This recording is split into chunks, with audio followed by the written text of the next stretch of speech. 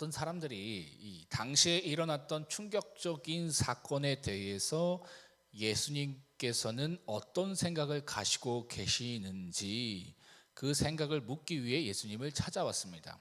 어떤 사건이었냐면 갈릴리에 사는 어떤 사람들이 이 성전에서 제사를 드리기 위해서 예루살렘에 왔던 것 같아요. 그런데 총독 빌라도가 그를 모두를 무참하게 학살했던 겁니다. 이 사건을 놓고요, 사람들 사이에서 이 갈릴리 사람들이 이처럼 빌라도에게 죽임을 당한 것이 그들의 죄 때문인지 아닌지에 대한 논쟁이 있었나 봅니다. 그래서 이러한 논쟁에 대해서 예수님은 과연 어떤 입장을 가지고 계시는지 그 생각을 묻기 위해서 그들이 예수님을 찾아온 겁니다. 이에 대해서 예수님의 답변은요, 2절의 말씀처럼 그렇지 않다라는 거였어요. 그들이 다른 사람들보다 죄가 더 있어서 이러한 비극을 맞이한 것이 아니다라는 것이죠. 이러한 대답에 이어서 주님은요, 당시 있었던 끔찍한 사고에 대해서 언급하셨습니다. 실로암 망대가 무너져서 18명의 사람들이 죽게 된 사고였어요. 아마도 이 사고 역시 이 사람들 사이에서 그들이 이처럼 사고를 당한 것이 그들의 죄 때문이다 아니다 논쟁이 있었던 것 같아요. 이에 대해서 주님은요, 같은 결론을 내리십니다. 그것은 그들의 죄 때문에 일어난 사건이 아니다라는 것이죠. 여러분, 우리가요 늘 이렇게 이분법적으로 신앙을 하면 위험합니다. 죄다, 아니다, 맞다, 틀리다, 섣불리 모든 현상을 이러한 이분법적인 신앙의 잣대로 접근하면 위험합니다. 생각보다요, 우리에게 주어지는 문제는 복잡하고 다양합니다. 문제가 나의 죄 때문에 주어질 수 있고요, 나의 믿음 때문에 주어질 수도 있습니다. 나의 죄와 믿음 때문에 혹은 남의 죄 때문에도 주어질 수 있다는 것이죠. 이처럼 우리에게 주어진 문제는요, 복잡 다양합니다. 그래서 죄다, 아니다, 맞다, 틀리다 너무 섣불리 확신에 차서 그것을 판단하고 결론 지으면 안 되는 거예요. 그럼 14절에 등장하는 회당장과 같이요, 외식과 모순에 빠지게 됩니다. 회당장을 보세요. 안식일에 일을 해야 한다, 하지 말아야 한다, 율법에 쓰여 있는 문자 그대로 적용해서요, 현상과 상황을 판단하고 정죄하잖아요. 이러한 소위 문법주의자들, 그러니까 문자주의자들이라고 하거든요. 이런 사람들은요, 하나님께서 안식일을 왜 지키라고 하셨는지 그 말씀의 정신과 의미는 관가해 버립니다. 여러분, 하나님께서 왜 안식일을 지키라고 하셨습니까? 결론적으로 하나님 사랑, 이웃 사랑을 실천하라고 안식일을 지키라고 말씀하신 거예요. 일주일에 하루의 시간을 하나님께 드리는 것을 통해서 하나님이 나의 인생의 주인임을 고백하는 이러한 신앙적인 차원에서 안식하라고 제정하셨고요, 더불어 당시 왕과 귀족들만 쉴 수 있는 환경에서 평민들과 노예들도, 이러한 사회적 약자들도 이러한 쉼을 통해서 그들의 건강과 생명을 보호해 갈 수 있게 하시려고요, 이처럼 안식일을 제정하신 겁니다. 그런데 이 회당장은요, 이런 안식일의 정신과 의미는 관가한 채 그냥 율법에 적힌 글자 그대로 안식일에 일하면 죄, 일하지 않으면 죄 아님, 이렇게 이분해 버린 겁니다.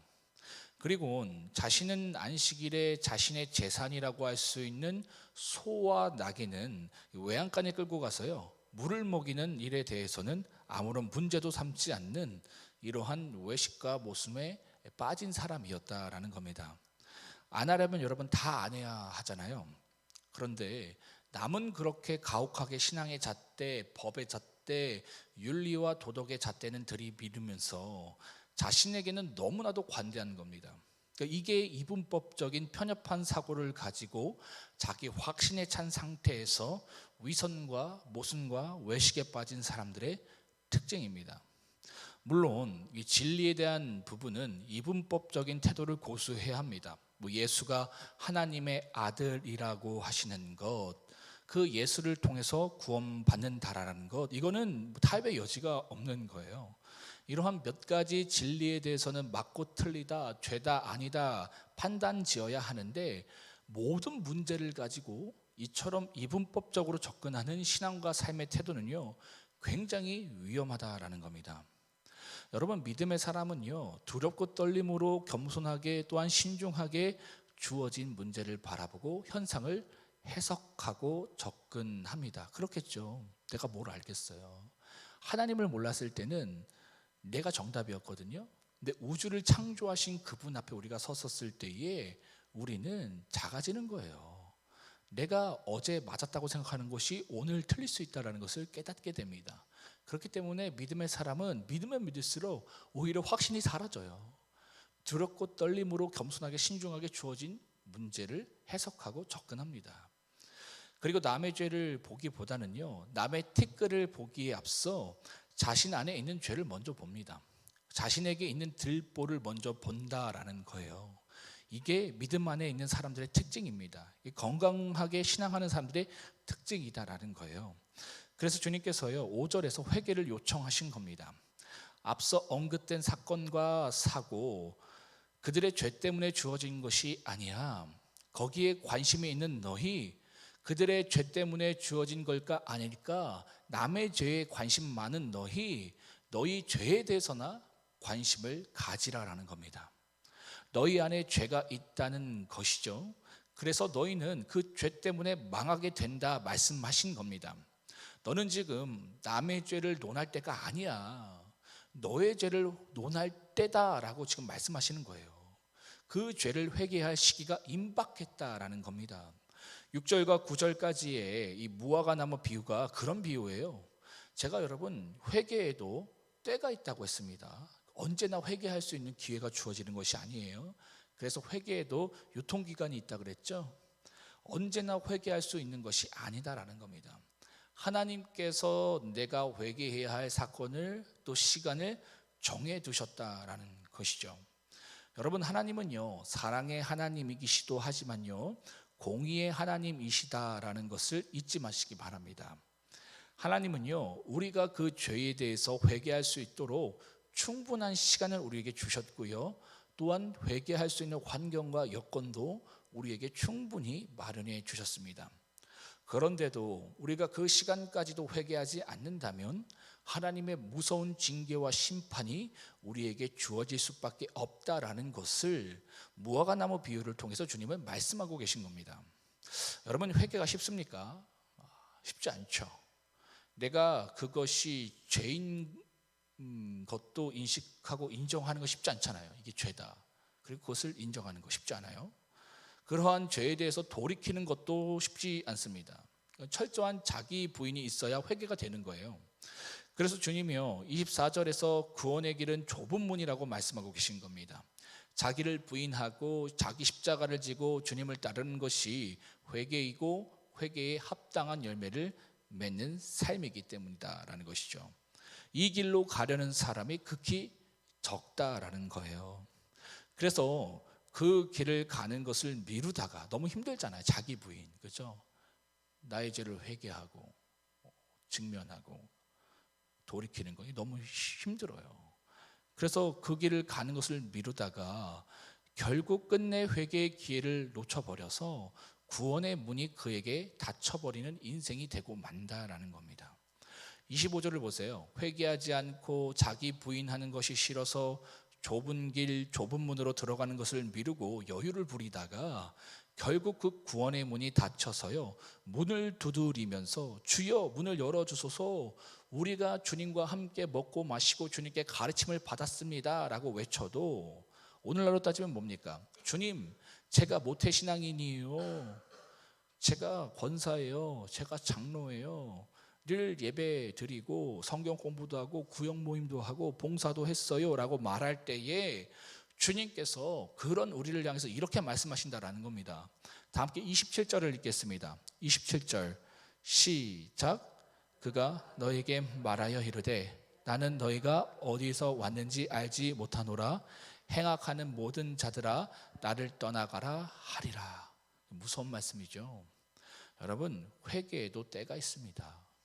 주님께서 34절의 말씀처럼요, 마치 암탉이 자기의 새끼를 날개 아래에 모으듯이 우리를 주님의 십자가 은혜 아래에 모으려고 하신 일이 수도 없다라는 거예요. 오늘 우리 더봄교회를 국한해서 보면요, 하나님께서 부산에서 잘 사역하고 있는 저희 부부를 급하게 이곳 일산에 이 교회를 세우게 하셨어요. 그죠? 저희는 원래 부산에 내려갔을 때 개척을 포기하고 내려갔습니다. 이제 더 이상 개척 못한다. 그런데도 계속 저희에게 개척의 마음을 부어주셨어요. 그래서 저희가 기도했는데, 사실 저는요, 의정부 밀락동에다가 제가 개척을 하려 했어요. 의정부 밀락동 혹은 파주. 근데 의정부 밀락동에 사실 마음이 많았어요. 근데 하나님께서 파주에 대한 마음을 나중에는 더 주시더라고요. 그래서 일산 아예 생각도 하지 못하고 최종적으로 이제 파주를 선택해서 그곳에 그 교회 임대가 나온 거예요. 그래서 그 목사님한테 전화해 갖고 이래 해서 제가 좀 교회를 하려고 합니다. 그래서 가격까지 다 조정을 했어요. 인수비가 얼마입니까? 너무 많은 거예요. 그래서 저한테 가진 돈이 이겁니다. 그러니까 뭐 종탑을 떼가고 뭐 간판을 떼가고 뭘 빼고 하자마자 어떻게든 맞춰주시대. 어떻게든 다 맞춰주시더라고. 그래서 뭐 봐주가고 뭐 이렇게 한대. 알겠다고. 그래서 그 조만간 찾아뵙고 눈으로 보고 제가 이제 거기를 이제 계약하기까지도 이제 얘기를 다 해놓은 거예요.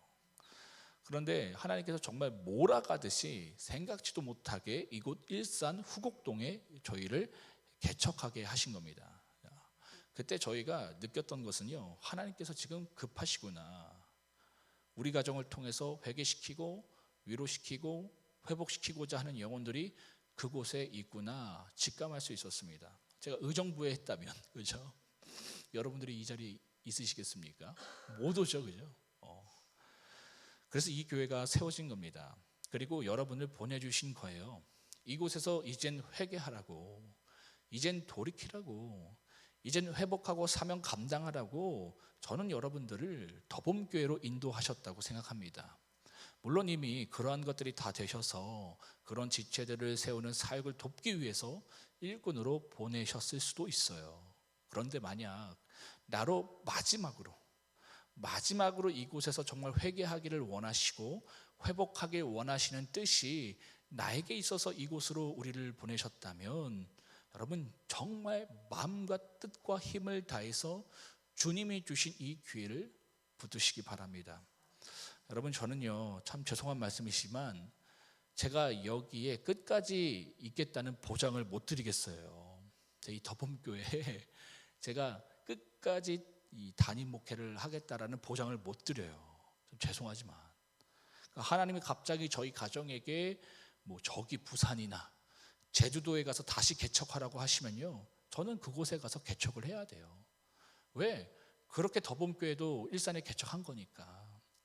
만약 그렇다면 사랑하는 성도 여러분, 이곳에서 하나님이 정하신 때까지 하나님이 원하시는 믿음의 분량, 믿음의 자리까지 나아가시길 주님의 이름으로 축복합니다. 그것을 위해서 저도 힘써 중보할게요. 회개의 때가 있습니다, 여러분. 돌이킬 때가 있다라는 거예요. 그때를 잘 선용하셔서 하나님이 원하시는 그 자리까지 나아가는 저와 여러분들 되길 주님의 이름으로 축복합니다. 우리 이 시간 누가복음 13장을 함께 합독하시겠습니다. 누가복음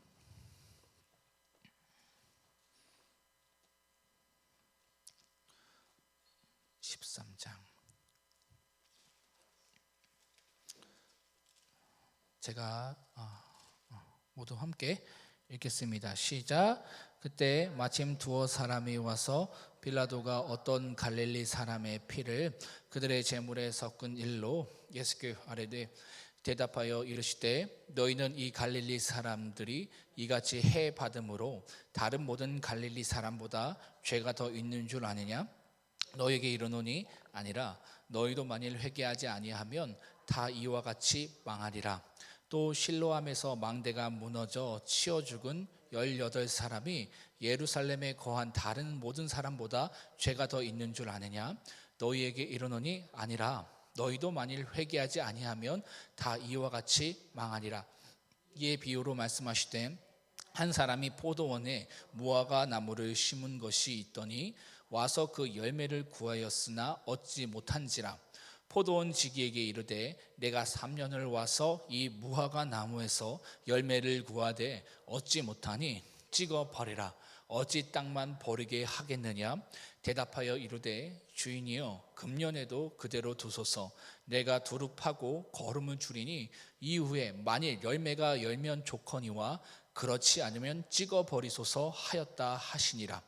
예수께서 안식일에 한 회당에서 가르치실 때에 18해 동안이나 귀신 들려 앓으며 꼬부라져 조금도 펴지 못하는 한 여자가 있더라. 예수께서 보시고 불러 이르시되 여자여 내가 내 병에서 놓였다 하시고 안수하시니 여자가 곧 펴고 하나님께 영광을 돌리는지라. 회당장이 예수께서 안식일에 병 고치는 것을 분내어 무리에게 이르되 일할 날이 엿새가 있으니 그동안에 와서 고침을 받을 것이요 안식일에는 하지 말 것이니라 하거늘 주께서 대답하여 이르시되 외식하는 자들아 너희가 각각 안식일에 자기의 소나 나귀를 외양간에서 풀어내어 이끌어 가서 물을 먹이지 아니하느냐. 그러면 18해 동안 사탄에게 매임받은 이 아브라함의 딸을 안식일에 이 매임에서 푸는 것이 합당하지 아니하냐.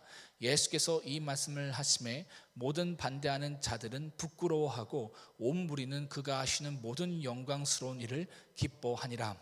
그러므로 예수께서 이르시되 하나님의 나라가 무엇과 같을까? 내가 무엇으로 비교할까? 마치 사람이 자기 채소밭에 갖다 심은 겨자씨 하나를 같으니 자라 나무가 되어 공중의 새들이 그 가지에 깃들였느니라. 또 이르시되 내가 하나님의 나라를 무엇으로 비교할까? 마치 여자가 가루 서말 속에 갖다 넣어 전부 부풀게 한 누룩과 같으라 하셨더라.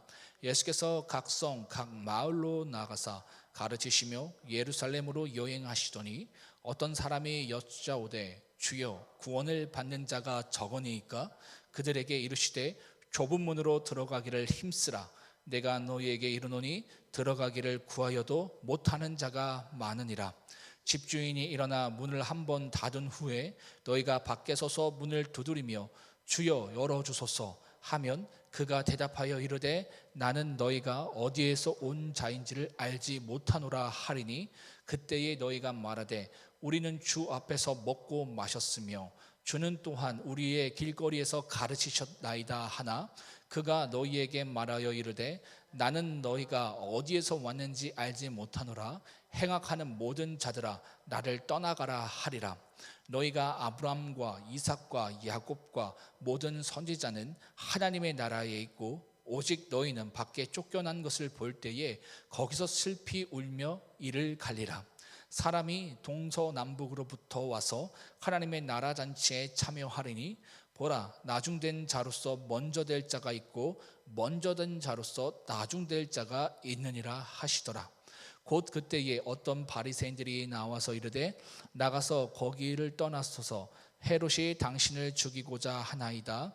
이르시되 너희는 가서 저 여우에게 이르되 오늘과 내일은 내가 귀신을 쫓아내며 병을 고치다가 제3일에는 완전하여 제리라 하라.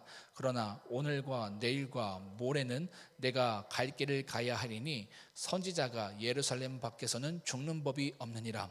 예루살렘아 예루살렘아 선지자들을 죽이고 내게 파송된 자를 돌로 치는 자여 암탉이 제 새끼를 날개 아래에 모음같이 내가 너희의 자녀를 모으려고 한 일이 몇 번이냐. 그러나 너희가 원하지 아니하였도다. 보라 너희 집이 황폐하여 버림바 되리라. 내가 너희에게 이르노니 너희가 주의 이름으로 오시는 이를 찬송하리로다 할 때까지는 나를 보지 못하리라 하시니라.